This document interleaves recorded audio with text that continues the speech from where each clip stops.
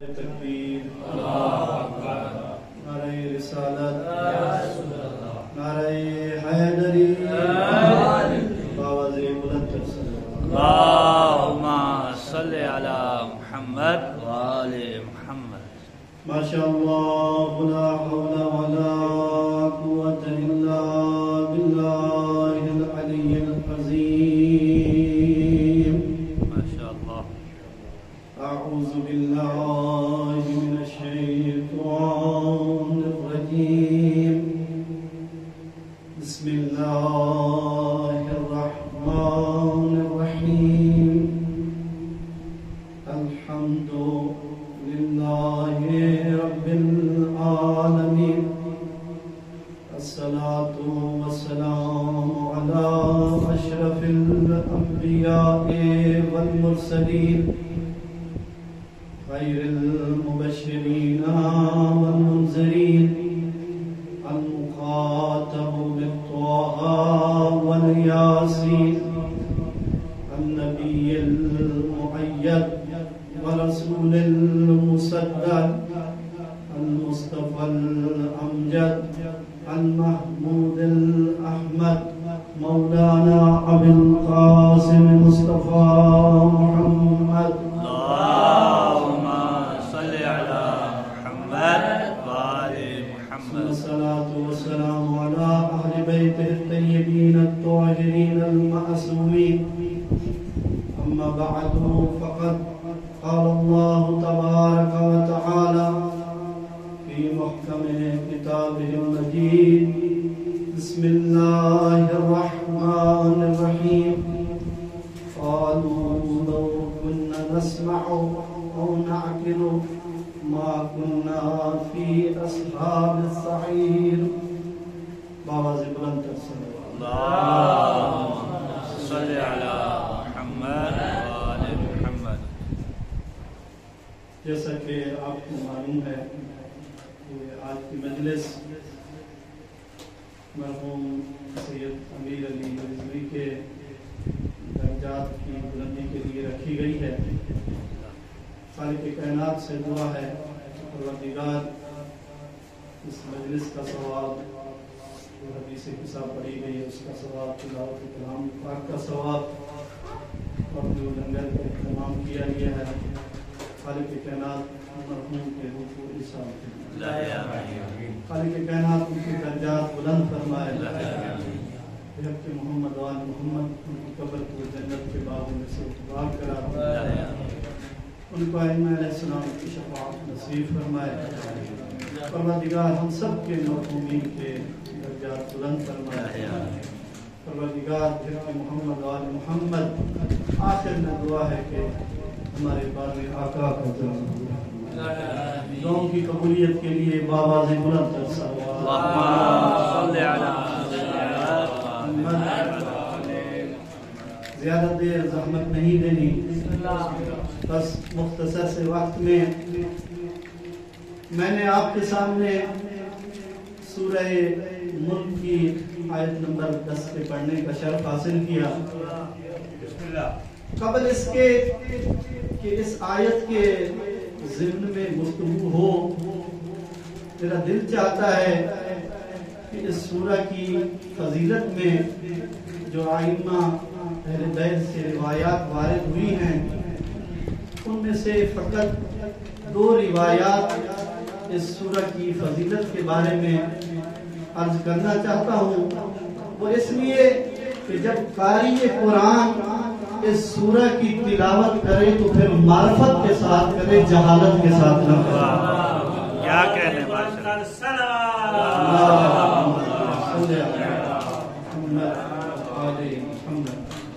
رسول خدا ختمی مرتبہ سرور کائنات ارشاد فرماتے ہیں من قرأ سورۃ التبارک فکأنما احیا لیلۃ القدر. رسول خدا فرماتے ہیں کہ جس نے سورہ تبارک و سورہ ملک کی تلاوت فرمائی گویا کہ اس نے شب قدر میں بیدار ہو کر عبادت کی. توجہ میری طرف. مولا سلامت رکھے یا علی مدد کہنے والوں کو، مولا کے چاہنے والوں کو. جتنی بھی گرمی ہو لیکن جب نعرہ لگتا ہے تو وہ گرمی بھاگ جاتی ہے. نعرہ حیدری، آواز بلند ہے صلوات. صلی علی محمد و آل محمد. اب سوال یہ ہے کہ جو بھی اس سورہ کی تلاوت کرے گا اس کو خالق کائنات شب قدر میں بیدار ہو کر عبادت کرنے کا ثواب عطا کرے گا. ہر بندے کو جو بھی پڑھے، چاہے مومن ہو چاہے منافق ہو، جو بھی پڑھے، یا رسول اللہ اس سورہ کی تلاوت جو بھی کرے اس کو شب بیداری کا، شب قدر میں ثواب ملے گا. جبکہ رسول فرماتے ہیں رب تعالی القرآن کہ بہت سے لوگ ہیں قرآن پڑھنے والے لیکن قرآن ان پر لعنت کرتا ہے. یا رسول اللہ ایسا بندہ بھی اگر سورہ ملک کی تلاوت کرے تو وہ شب قدر کو پالے گا اور شب قدر میں بیدار ہو کر اس کو عبادت کا ثواب ملے گا. دیکھیے دنیا یہ کہتی ہے کہ مذہب شیعہ تبرہ کرتی ہے، لعنت کرتی ہے. ہم کہتے ہیں کہ ہم محمد آل محمد کے دشمن پر لعنت کرتے ہیں، تجھے کیوں تکلیف ہو رہی ہے؟ ہم محمد آل محمد کے دشمن پر لعنت کرتے ہیں، تو بھی کر ہم بھی کرتے ہیں، پھر دیکھ اللہ تجھے کیا معرفت عطا کرتا ہے. اور دوسری بات یہ ہے کہ مذہب شیعہ میں تبرہ واجب ہے، یوں کہوں مذہب اساس تشیع ہے. ہمارے مذہب میں جس طرح تولا واجب ہے اسی طرح تبرہ بھی واجب ہے. ہاں ہمارے مذہب نے یہ اجازت نہیں دی کہ کسی کے مذہب کو برا بھلا کہیں. ہمارے ائمہ نے یہ اجازت نہیں دی کہ کسی کے مذہب کو غلط کہیں، لیکن تبرہ کرنا ہمارا یہ واجب ہے. جب صادق آل محمد سے پوچھا گیا، آواز بلند کر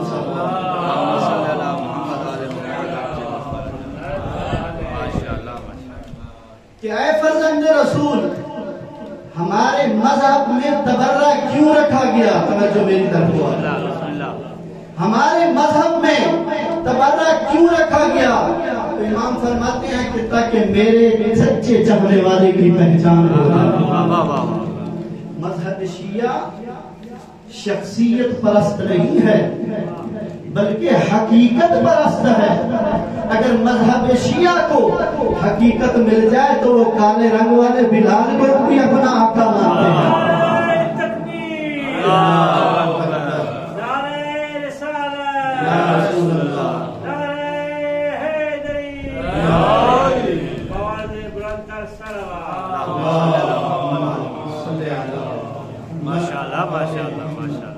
مذہب شیعہ شخصیت پرست نہیں ہے بلکہ حقیقت پرست ہے. اگر حقیقت مل جائے تو کالے رنگ والے بلال کو بھی اپنا آقا مانتے ہیں. اگر حقیقت نہ ملے تو حضرت آدم کے بیٹے قابیل پر بھی لعنت کرتے ہیں. اگر حقیقت مل جائے تو یزید کے بیٹے معاویہ کو بھی مانتے ہیں. اگر حقیقت نہ ملے تو نوح کے بیٹے کنان پر بھی لعنت کرتے ہیں. اگر حقیقت مل جائے سلمان و ابو ذر و قمر و مقداد اس جیسے صحابیوں پر درود و سلام بھیجتے ہیں. اور اگر حقیقت نہ ملے تو دشمن زہرا پر لعنت کرتے ہیں.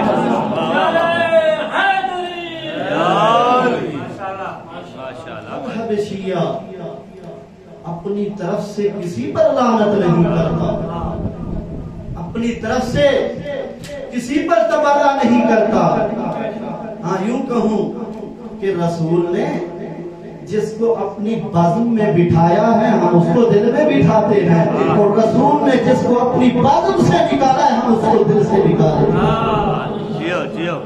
مذہب شیعہ کسی کو برا بھلا نہیں کہتا، کسی کے مذہب کو برا بھلا نہیں کہتا، لیکن جن پر قرآن لعنت کر رہا ہو تو اس پر تو مذہب شیعہ کا حق بنتا ہے کہ اس پر لعنت کرے. تو یا رسول اللہ آپ فرما رہے ہیں کہ بہت سے لوگ ہیں قرآن پڑھنے والے لیکن قرآن ان پر لعنت کرتا ہے. تو کیا ایسا بندہ اگر سورہ ملک کی تلاوت کرے تو وہ شب قدر کو درک کرے گا, اس میں بیدار ہو کر اس کو عبادت کا ثواب ملے گا.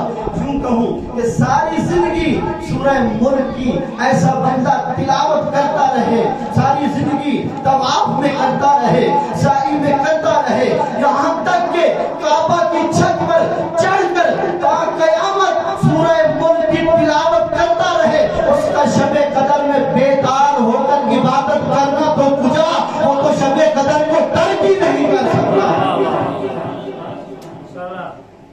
جس کے دل میں سیدہ کی محبت نہ ہو وہ شب قدر کو ترک نہیں کر سکتا. امام فرماتے ہیں من عرف حق معرفتها فقد ادرک لیلۃ القدر, جس نے میری جدہ زہرا فاطمہ زہرا کی معرفت کو پہچان لیا اس نے شب قدر کو پا لیا. امام صادق آل محمد ایک مرتبہ مسجد میں بیٹھے ہوئے تھے, مفہوم کلام بیان کر رہا ہوں, نص حدیث نہیں ہے. یہ ایک بندہ کہتا ہے اے فرزند رسول, اگر اللہ کو جناب سیدہ سے اتنا ہی پیار تھا تو پھر قرآن میں سیدہ کا نام کیوں نہیں ذکر کیا؟ بسم اللہ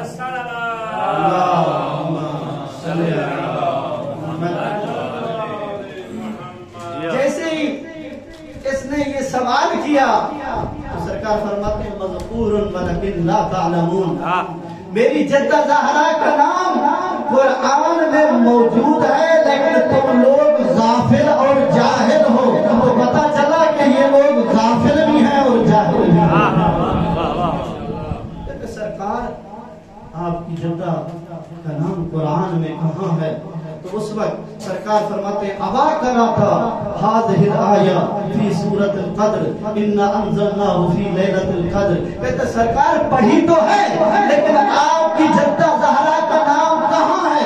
اس وقت سرکار کہتے ہیں لیلۃ القدر ہی جدتنا فاطمہ زہرا, لیلۃ القدر میری جدہ فاطمہ زہرا کا نام ہے.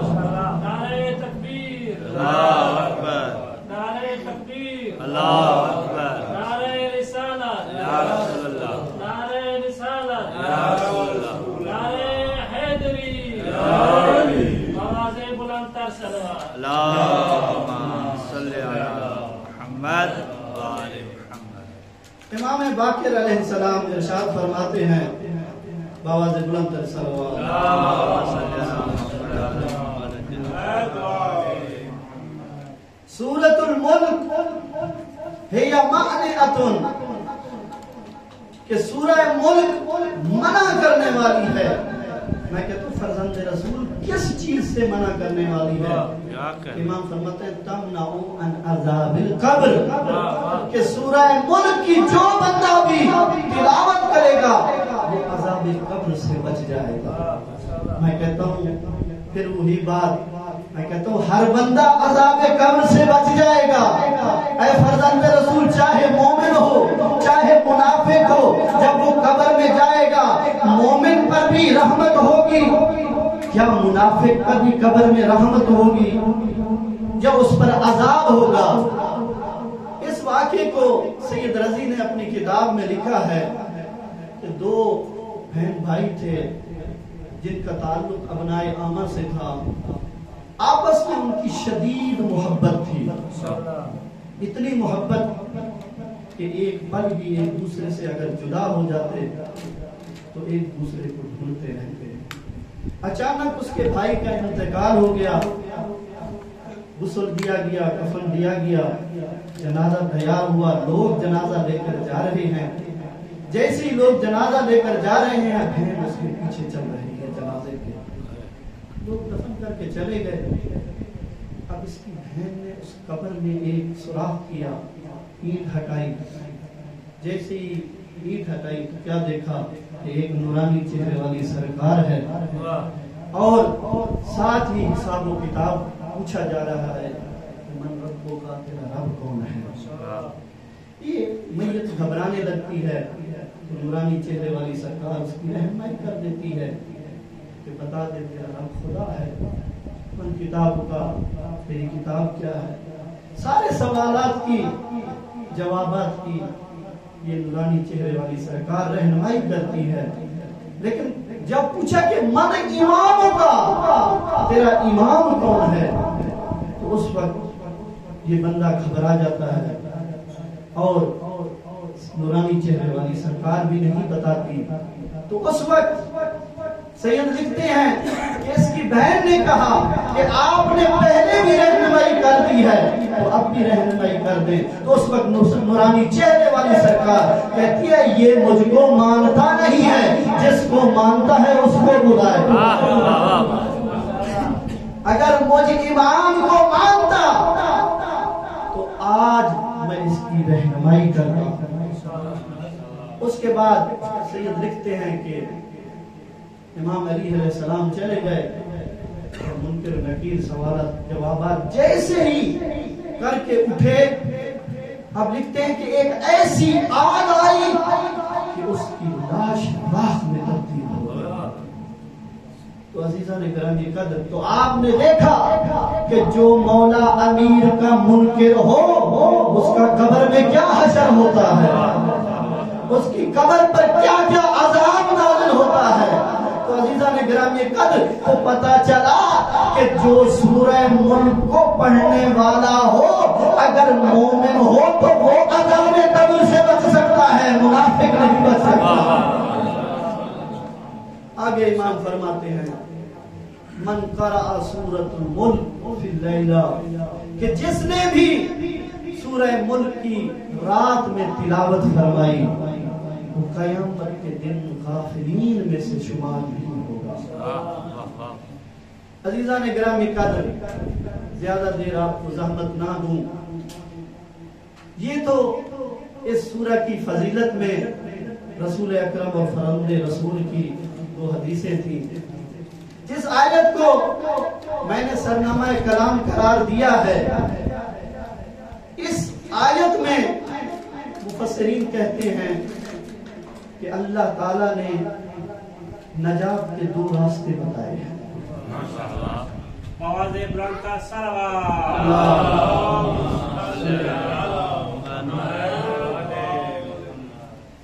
एक तरीका समई है और एक तरीका अक्ली है। यानी अगर ये अहले जहन्नम उस वक्त उनकी बात को सुन लेते, रसूल और अंबिया की बात को सुन लेते, तो ये जहन्नमी कहते कि हम जहन्नम में ना होते।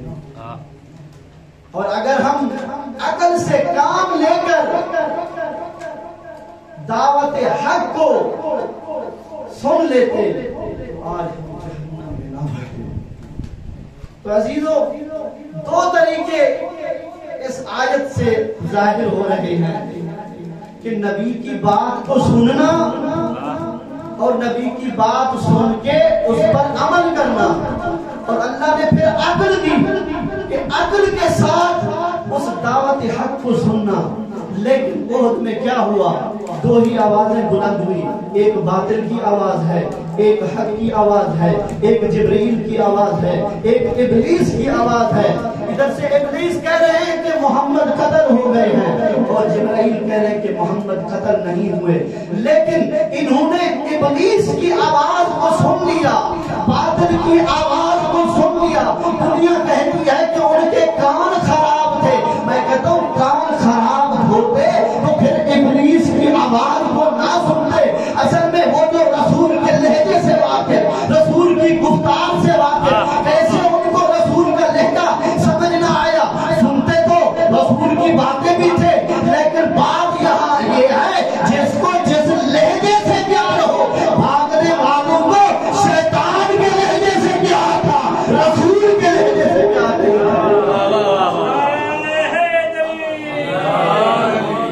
تو جب 2 یا 3 دن کے بعد آئے رسول نے پوچھا باختیار کہاں گئے تھے؟ کہنے لگے ہم نے تو سنا تھا کہ رسول قتل ہو گئے. تو رسول باختیار کہتے ارے وہ تو ابلیس کی آواز تھی. تو میں کہتا دنیا والو کیا تم اس کو دین کا ٹھیکیدار بناؤ گے جو جبرائیل اور ابلیس کی آواز میں تمیز نہ کر سکے؟ کیا بات ہے. تو اللہ نے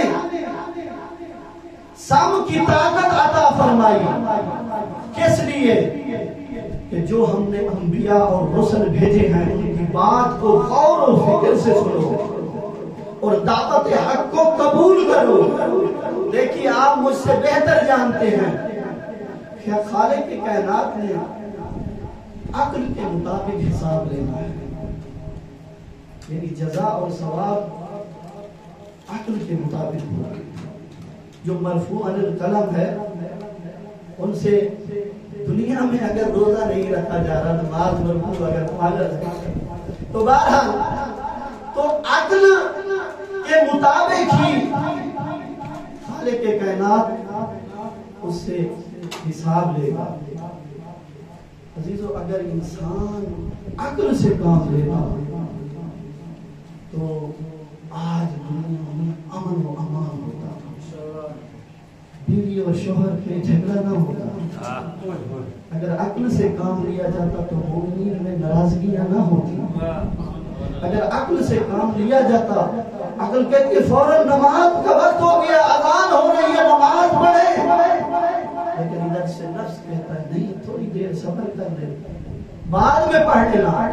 عقل کہہ رہا ہے نماز کا وقت ہو گیا ہے نفس کہہ رہا ہے نہیں تھوڑی دیر صبر کر لو. اور اسی طرح صبر کراتے کراتے وہ نماز قضا ہو جاتی ہے. رسول فرماتے ہیں عدوے کا نفس التی بین جنبیک.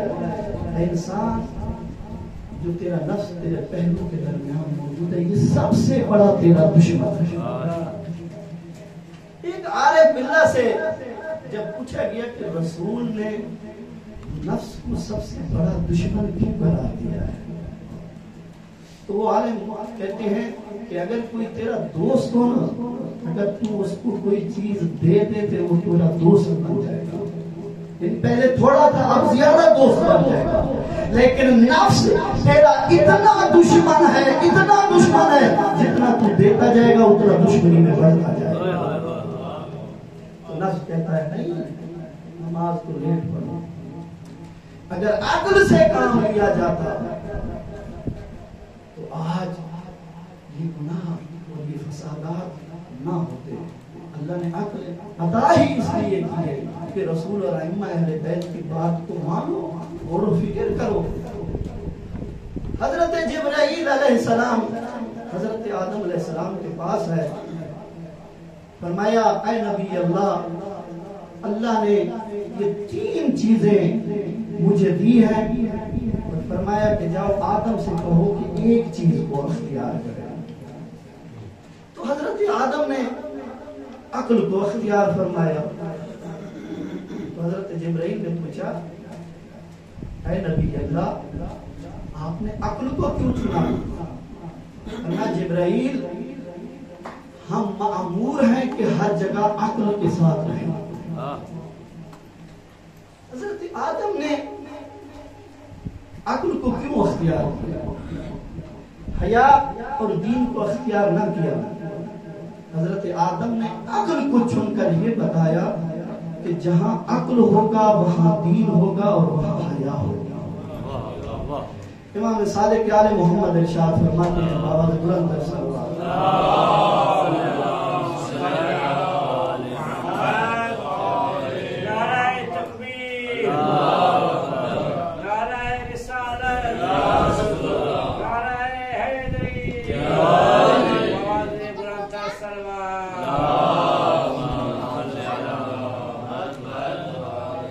امام فرماتے ہیں من کانا عاقلا ولہ الدین.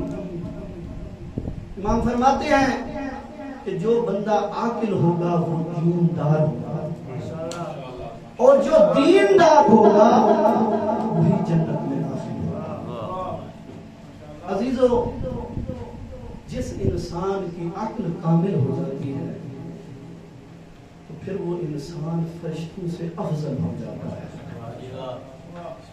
آئے رسول اکرم سے پوچھیں یا رسول اللہ ہماری عقل ناقص ہے, ہم اپنی عقل کو کامل کرنا چاہتے ہیں. تو رسول اکرم نے فرمایا کہ میری حدیث کی طرف توجہ فرماؤ.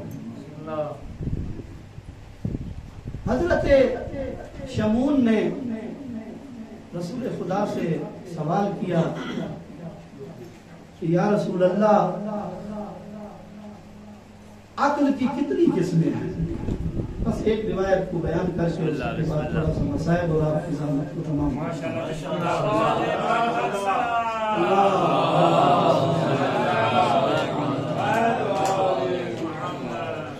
فرمایا یا رسول اللہ عقل کی کتنی قسمیں ہیں, عقل کتنے پلر پر کھڑا ہے؟ تو رسول خدا نے فرمایا کہ عقل کے 10 ستون ہیں اور 10 ستونوں کے ہر ایک کے 10 ستون ہیں. یعنی اگر اس طرح ضرب دیں تو عقل کی صفات 100 بنتی ہے. یعنی اگر انسان نبی کی بتائی ہوئی یہ عقلی صفات کو اپنا لے تو پھر انسان فرشتوں سے افضل ہو جائے گا. یا رسول اللہ عقل کا پہلا ستون کیا ہے؟ تو رسول اکرم فرماتے ہیں پہلا ستون الحلم ہے. عزیزو میں نے کوئی آپ کو تبلیغ نہیں کرنی, میں خود تبلیغ کے لائق ہوں. تو فرمایا پہلا ستون حلم ہے. حلم کسے کہتے ہیں؟ حلم یہ ہے مختصر اور آسان سے الفاظ میں کہ غصے پر کنٹرول کرنا. جو انسان غصے پر کنٹرول نہیں کر سکتا پھر ایسے سمجھیں کہ اس کی عقل صفر ہے. ہم 40 سال 50 سال 60 سال 70 سال کے ہو جاتے ہیں لیکن یہ صفت نبوی, یہ صفت حسینی, یہ صفت حیدری کو نہیں اپناتے. اب اگر ہم 40 دن تک اسی صفت پر تجربہ کریں تو یہ صفت حاصل ہو سکتی ہے. حلم ایک تو یہ ہے کہ غصے پر انسان کنٹرول کر لیتا ہے. تو جب غصے پر کنٹرول کر لیتا ہے تو بہت ساری شیطان نے جو ہمارے لیے جال بچھائے ہوئے ہیں اس سے پھر ہم بچ جائیں. اور آپ کو پتا ہے غصے میں شیطان زیادہ کام کرتا ہے. تو پہلا عقل کا ستون حلم ہے, یعنی غصے پر کنٹرول کر لینا. امام فرماتے ہیں من کفا غضبہ عن الناس کف اللہ عنہ عذاب یوم القیامہ, کہ جو شخص اپنے غصے پر کنٹرول کر لے گا اللہ قیامت کے دن اس سے عذاب کو ہٹا دے گا. عزیزو اگر ہم اہل بیت کی سیرت پر نہیں چلیں گے تو پھر کون چلے گا؟ دنیا کا کوئی بھی لیڈر ہوتا ہے جو خود کرتا ہے اس پر خود عمل نہیں کرتا, دوسروں کو بتاتا ہے. لیکن ہمارے ہادی ہمارے رہبر وہ ہیں جو پہلے خود عمل کرتے ہیں اور بعد میں اپنے ماننے والوں کو بتاتے ہیں. روایت میں ہے کہ امام زین العابدین علیہ السلام کی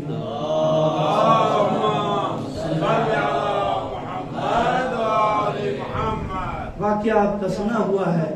ایک جاریہ تھی, امام نے کہا اس کو پانی لیا. جیسے ہی وہ پانی کا ابریق لے کر آ رہی تھی اس کے ہاتھ سے ابریق چھوٹا, امام کے چہرے اقدس پر لگا. اب یہ جاریہ گھر کی تھی, امام کے حلم کو جانتی تھی. فوراً ہی اس نے اس آیت کی تلاوت فرمائی القاظمین الغیظ. امام نے فرمایا قزمت غیظ, میں نے غصے کو پی لیا. پھر اس کے بعد اس کے بعد والعافین عن الناس, امام نے فرمایا اللہ عنکے، میں نے تجھے معاف کیا. اور اس کے بعد کہتی ہے واللہ یحب المحسنین. امام نے فرمایا اذهبی انت برا، چلی جاتی. عزیزو امام کے حلم کو دیکھیں، امام نے فقط معاف نہیں کیا بلکہ اس پر احسان کر کے اس کو آزاد کر دیا ہے. شیخ مفید علیہ رحمہ کی روایت ہے اور غالباً اس کو شیخ صدوق نے بھی نقل کیا ہے کہ امام کا ایک دور کا رشتہ دار تھا. جب بھی امام کی خدمت میں آتا امام کو برا بھلا کہتا. ہر وقت صحابی بھی دیکھتے، امام بھی دیکھتے. ایک دفعہ آ کر امام علیہ السلام اور اس کے امام کے آباء و اجداد کو برا بھلا کہنے لگا. تو ادھر سے مولا کے چاہنے والے اس کو قتل کرنے کے لیے اٹھے تو امام نے ان کو روک دیا. امام نے فرمایا بیٹھ جاؤ. جب یہ شخص چلا گیا تو امام نے فرمایا کہ اب وہ شخص گھر پہنچ گیا ہے، چلو میرے ساتھ اس کے گھر چلتے ہیں. امام اپنے صحابیوں کے ساتھ اس کے گھر آئے تو فرمایا یا اخی ان كنا كما قلت فنستغفر الله ان لم يكن كذلك فغفر الله لك.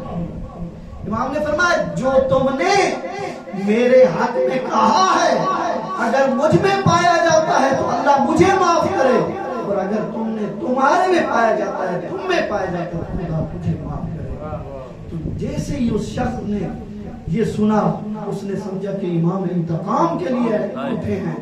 لیکن راوی کہتا ہے یہ شخص اٹھا اور امام کی پیشانی چوم کر کہتا ہے واللہ اعلم حیث یجعل رسالتہ، کہ اللہ ہی جانتا ہے کہ اپنی امامت کو کہاں ماشاءاللہ. تو عزیزو انسان حلم کو کیسے اپنائے؟ رسول خدا نے فرمایا اگر کوئی حلم اپنانا چاہتا ہے، میں نے کہا کہ حلم کے بھی 10 ستون ہیں. رسول خدا فرماتا ہے کہ جو شخص یہ چاہتا ہے کہ میرے سے غصہ ختم ہو جائے، حلم آ جائے، تو اس میں جتنے عیب اپنے اندر ہیں اس کو تلاش کرے کہ میرے اندر کتنے عیب ہیں. میں اپنے اندر جھانک کے دیکھوں کہ میرے اندر کتنے عیب ہیں. میں عیب کو تلاش کروں کہ کون سے عیب ہیں جو مجھے غصے پر ابھار رہے ہیں. میرے سے حلم میرے اندر نہیں آ رہا. اور عجیب بات ہے ہمارے اندر ہزاروں عیب ہوتے ہیں لیکن ہم ان عیب کو اچھی صفت دے کے کہتے ہیں نہیں یہ عیب نہیں ہے، یہ ہماری اچھی صفت ہے. میں اگر اپنے اندر کے عیب کو تلاش کروں پھر حلم حاصل ہو جائے گا. ایران کا ایک عالم ہے، آخری واقعہ اور آپ کی زحمت کو تمام کرتا ہوں. مجتہد ہیں، غالباً امام رضا علیہ السلام کے حرم میں نماز پڑھاتے تھے.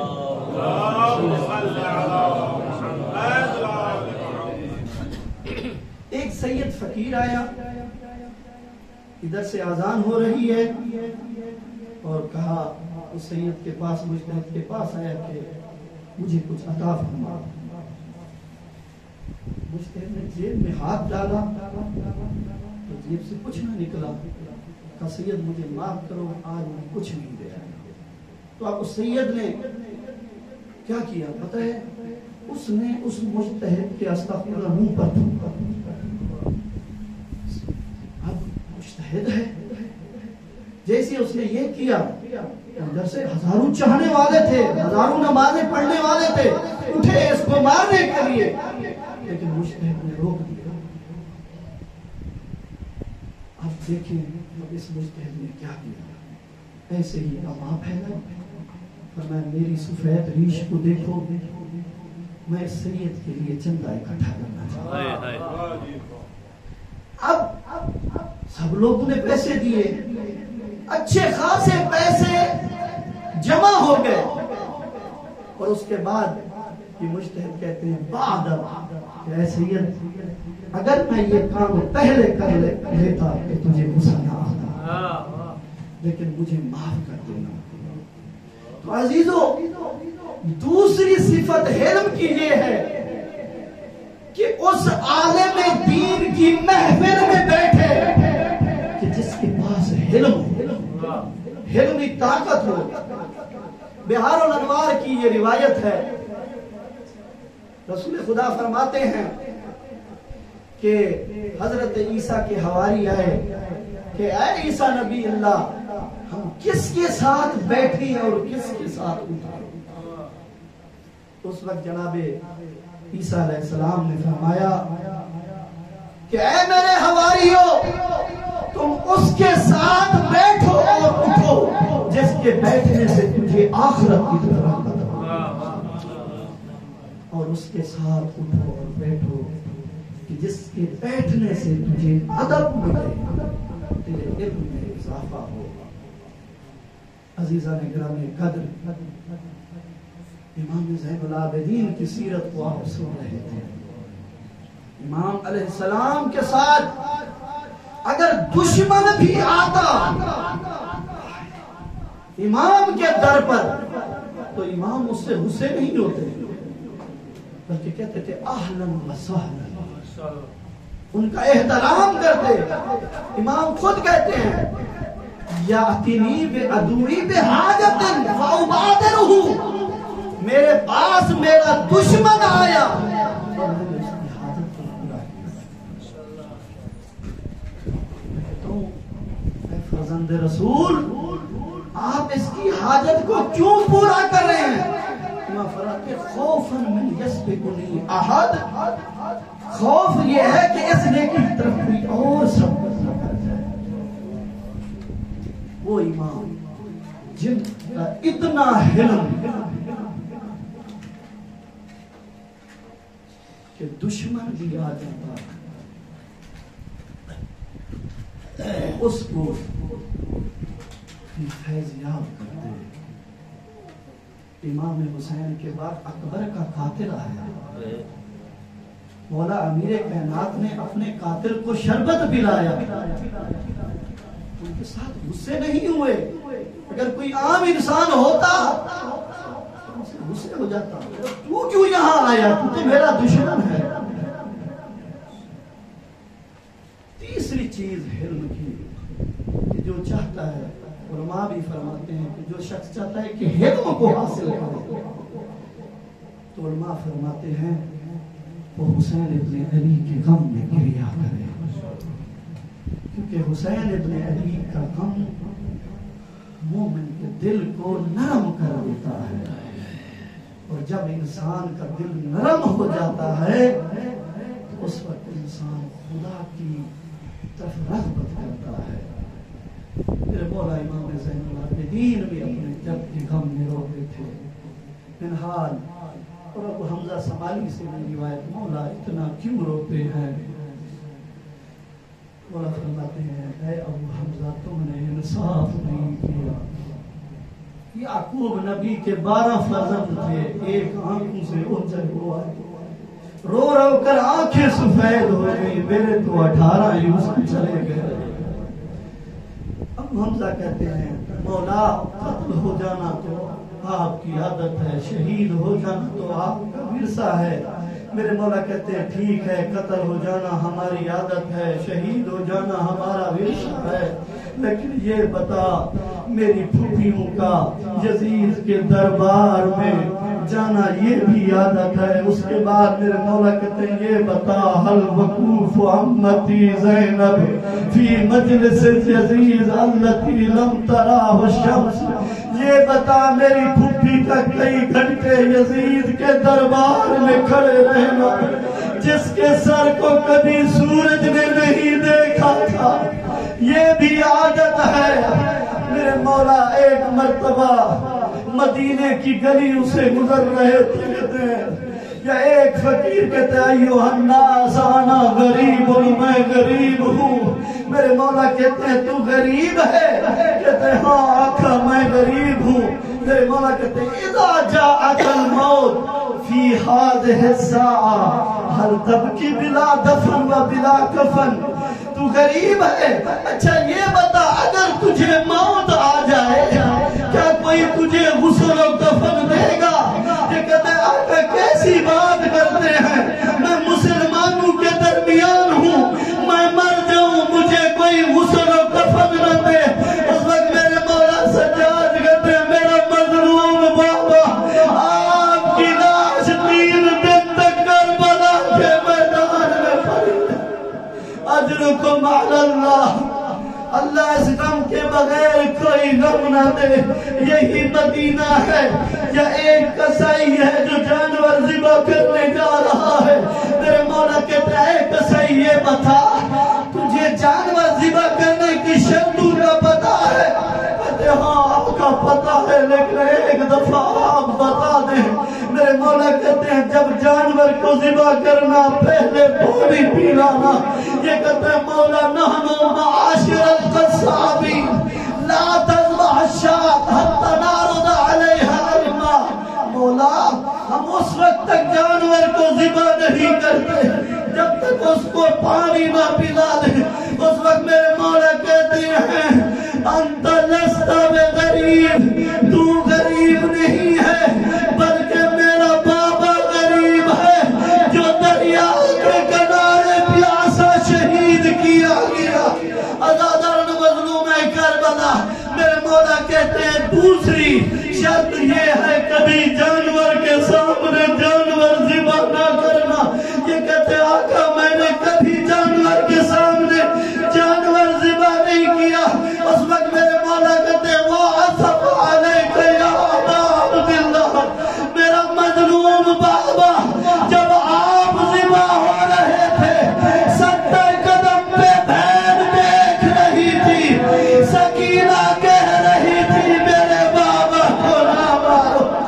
آخری روایت جب میرے مولا باقر نے اپنے بابا کو غسل دینا شروع کیا، غسل دیتے دیتے میرے مولا بلند آواز سے رونے لگے. جابر پوچھتے آقا کیوں روتے ہیں؟ کیا بابا کا فراق برداشت نہیں ہوتا؟ میرے مولا باقر کہتے ہیں نہیں وَلَكِنْ هَذِهِ السَّلَاسِلُ فِي عَمْلَاقِ فِي يَدَيْهِ وَرِجْلَيْهِ. ارے باقر کہتے ہیں جابر میں اپنے بابا کے توق اور بیریوں کے نشان دیکھ کر رو رہا ہوں. میں کہتا ہوں مولا باقر آپ مرد ہیں، اپنے بابا کے توق اور بیریوں کے نشان دیکھ کر برداشت نہیں کر سکے. کاش اس وقت ہوتے جب آپ کے جد علی آپ کی جدہ زہرا کو غسل دے رہے تھے. کیا دیکھا؟ نابتت مسمار فی صدرها وذلعها مکسور. پسلیاں ٹوٹی ہوئی ہیں، سینے میں بیخ لگ چکی ہے. آج میرے مولا باقر کی شہادت کی رات ہے. آئے مل کر مولا امیر کائنات کو پرسا دیں. جب میرے مولا باقر کو زہر ملانا جگر کے ٹکڑے کٹ کٹ کر باہر آ رہے ہیں. اتنا زہر شدید تھا 3 دن تک اس زہر کے عالم میں میرے مولا تڑپتے رہے. میں کہتا ہوں مولا باقر پھر بھی جب آپ کا جنازہ تیار ہوا آپ کے بابا نے بڑی شان و شوکت سے آپ کے جنازے کو پڑھایا. میں کہتا ہوں مولا باقر آپ خوش قسمت ہیں لیکن ہے سجاد کا بابا حسین جن کی لاش 3 دن تک بے غور و کفن پڑی رہی. کسی نے یہ نہیں کہا زہرا کا فرزند ہے اس کو دفن کر لے.